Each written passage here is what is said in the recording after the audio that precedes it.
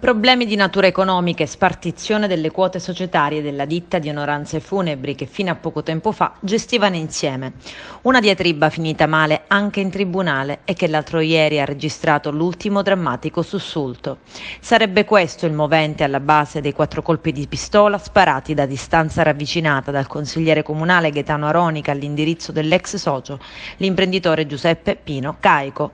Entrambi molto conosciuti in città, imprenditori affermati e attivi nella vita politica del popoloso centro dell'Agrigentino. L'indagato è ancora oggi consigliere in carica, eletto nell'ultima tornata elettorale del 2018 con oltre 370 preferenze. Anche la vittima ha un passato da consigliere comunale, eletto nel 2013.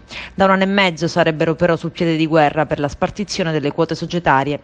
L'altro ieri, dopo la seduta del consiglio comunale a cui Aronica ha partecipato, la goccia che ha fatto traboccare il vaso, l'ennesimo litigio con toni aspri.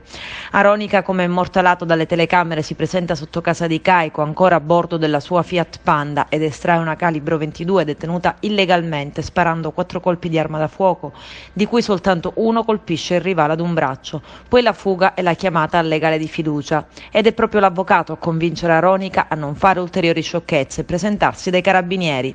Cosa che avviene con tanto di confessione e indicazione del luogo dove è nascosta l'arma detenuta illegalmente e con matricola a brasa. Al momento Aronica è indagato a piede libero per tentato omicidio e porto abusivo di arma da fuoco. Non sono esclusi però ulteriori colpi di scena nelle prossime ore. La procura di Agrigento, diretta da Luigi Patronaggio, sta indagando a fondo anche sulla possibile premeditazione del delitto. Se la circostanza venisse dimostrata per l'indagato, si aprirebbero le porte del carcere Petrusa.